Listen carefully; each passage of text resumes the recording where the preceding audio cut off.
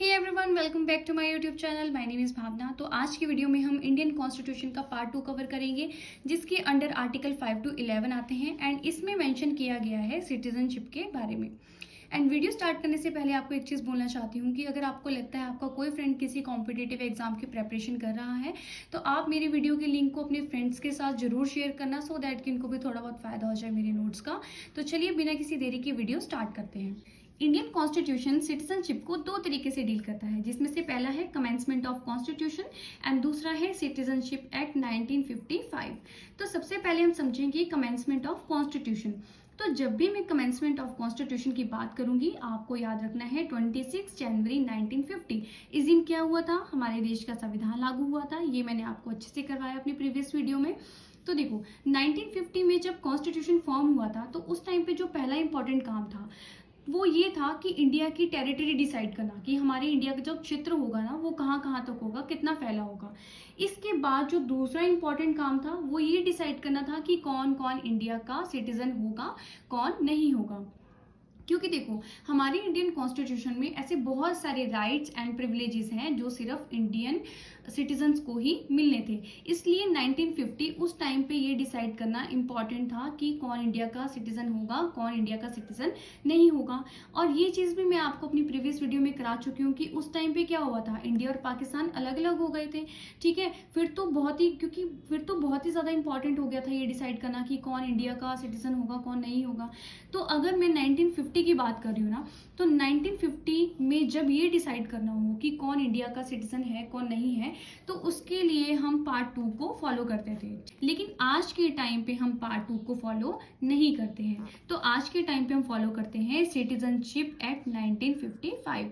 तो अगर आज के टाइम पे अगर ये डिसाइड करना हो कि कौन इंडिया का सिटीजन है, कौन नहीं है, या फिर इंडिया की जो सिटीजनशिप है उसको हम कैसे गेन कर सकते हैं और कैसे उसको लूज कर सकते हैं, तो वो सारा किस में आता है, सिटीजनशिप एक्ट 1955 में।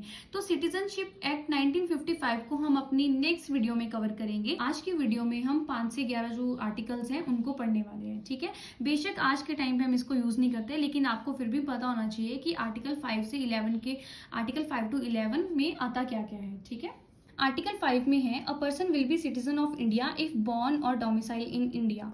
मीन्स कि ये हम बात करें 1950 की, कि कोई भी पर्सन इंडिया का सिटीजन कब हो सकता है, कि या तो वो इंडिया में बॉर्न हुआ हो, या तो डोमिसाइल इन इंडिया, यानी कि उसका कोई एक अपना परमानेंट हाउस हो, इंडिया में ही डोमिसाइल हो। ठीक है, तो ये है आर्टिकल नंबर 5 में। फिर आर्टिकल नंबर 6 में है person who migrated from Pakistan to India, यानी कि किस किस को सिटीजनशिप दी जाएगी, जो लोग पाकिस्तान से इंडिया आ गए, वो सारा किस में आएगा, आर्टिकल 6 में आएगा। फिर आर्टिकल 7 में आएगा people who migrated to Pakistan and came back to India, मतलब कि लोग जो पहले इंडिया में थे, इंडिया से पहले वो पाकिस्तान चले गए, फिर पाकिस्तान से दोबारा वो वापस आ गए इंडिया में।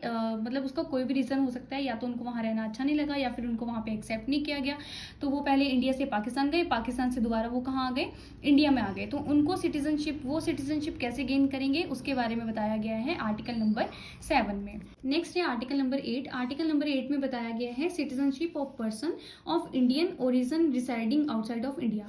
अब क्या हुआ ना कि जिस टाइम पे पार्टीशन हो गया, उस टाइम पे बहुत सारे लोग ऐसे थे जो अब्रॉड जाते थे, पढ़ने के लिए जाते थे या वहाँ रहने के लिए जाते थे। ठीक है, तो अब उन लोगों को इंडिया की सिटीजनशिप जो है वो कैसे मिलेगी, उसके बारे में आर्टिकल नंबर 8 में बताया गया है। अब देखो यहाँ पे आर्टिकल नंबर 5, 6, 7 और 8, यहाँ पे तो बात की गई है कि उस टाइम पे 1950 में इंडिया की सिटीजनशिप को कैसे गेन किया जा सकता था। अब है आर्टिकल नंबर 9। आर्टिकल नंबर 9 में बोला गया है person who accept other country citizenship will lose Indian citizenship. Means कि अगर कोई पर्सन मान लो बाहर जाता है और वो वहाँ की सिटीजनशिप को क्या कर लेता है, गेन कर लेता है। ठीक है, तो वो क्या करेगा, इंडिया की जो सिटीजनशिप है उसको वो लूज कर देगा। अब जैसे आज के टाइम पे भी अगर देखा जाए तो बहुत सारे लोग क्या करते हैं, अब्रॉड जाते हैं, फिर वहीं पे सेटल हो जाते हैं और वहीं की सिटीजनशिप वो ले लेते हैं। तो वहाँ की सिटीजनशिप अगर उनको मिल गई ना, तो वो यहाँ की लूज कर देंगे। आर्टिकल नंबर 10 में है कॉन्टिन्यूएंस ऑफ राइट ऑफ सिटीजनशिप, यानी कि जैसे आप इंडिया के सिटीजन बन जाते हैं, वैसे ही आपके जो राइट्स हैं वो भी कंटिन्यू हो जाते हैं। आपको वो सारे राइट्स मिलेंगे जो हर एक इंडियन को मिलते हैं। आर्टिकल 11 में क्या है, parliament has authority to change requirement of citizenship, यानी कि पार्लियामेंट के पास इतनी पावर है, इतनी अथॉरिटी है कि अगर वो सिटीजनशिप की रिक्वायरमेंट को चेंज करना चाहे तो वो कर सकती है।